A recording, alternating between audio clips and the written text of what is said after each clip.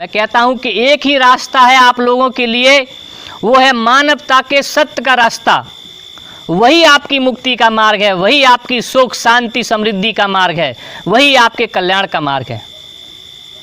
लेकिन हम उसको क्यों नहीं पहचान पा रहे हैं? कोई हमें हजारों साल से दबाए हुए है, कोई हमें हजारों साल से गुलाम बनाए हुए है, तो आखिर हम क्यों नहीं समझ पा रहे हैं? समझ इसलिए नहीं पा रहे हैं कि हजारों साल पहले जब मानव अपनी शुरुआती अवस्था में था तो वो कबीलों में रहना शुरू हुआ, तो उस समय एक सरदार होता था। उस सरदार का पूरे उस पर कंट्रोल रहता था अपने कबीले पर, वही नियम कानून बनाता था।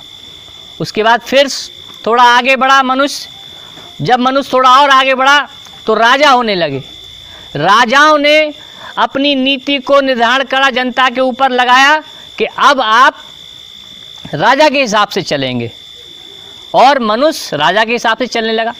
लेकिन हजारों साल पहले कुछ ऐसी षड्यंत्रकारी ताकतें, ऐसे चालाक लोग इस मानव जाति को गुलाम बनाने के लिए उन्होंने एक षड्यंत्र रचा। वो षड्यंत्र, वो शक्तियाँ, वो गुलामी आज तक हम लोग भोग रहे हैं। वो अंधकार में ढकेल दिया गया मानव समाज के लिए। मानव का पूरा जो मस्तिष्क है उसकी सारी क्षमताओं को छीन लिया गया कि मानव अपने विषय में सोच ही ना पाए।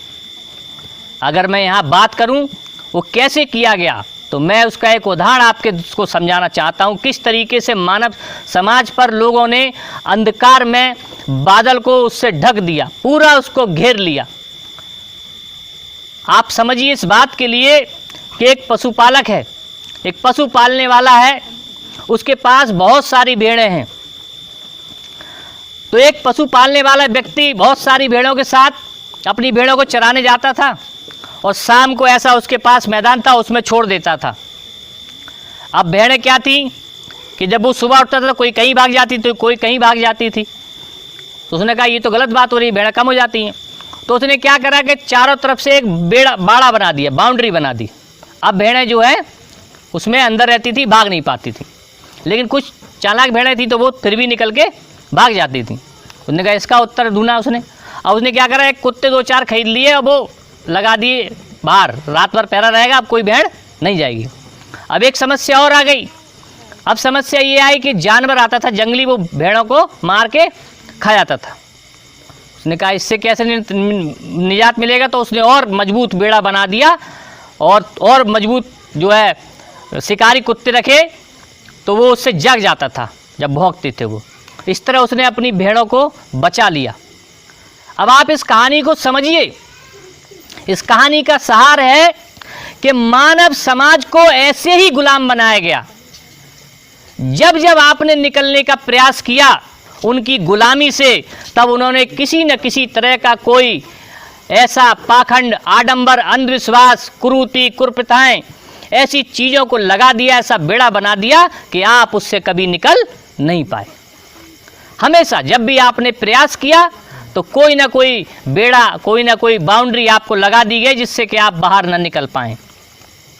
और पूरे संसार में ये कोई एक बेड़ा नहीं है, इस बेड़े के बहुत सारे मालिक हैं पूरे संसार में। पूरे संसार का मनुष्य किसी न किसी बेड़े में कोई ना कोई मालिक के उसमें रहता है, उसके जाल में समझ लीजिए फंसा रहता है, वो उससे कभी निकल नहीं पाता है। और आप सोचते हैं कि आप बहुत अच्छा जीवन जी रहे हैं, आपको लगता है कि शायद इसमें पता नहीं कौन सा प्रभाव है कि मेरे जीवन में कल्याण नहीं हो रहा है, मेरे जीवन में उन्नति नहीं हो रही है। लेकिन होगी कैसे? आपको तो सत्य का पता ही नहीं है। आपके तो विचार पहले से ही उन्होंने तमाम तरह की बाउंड्रियां लगाकर, तमाम तरह के बेड़े लगाकर वो सारी चीज़ें तो आपसे छीन ली हैं।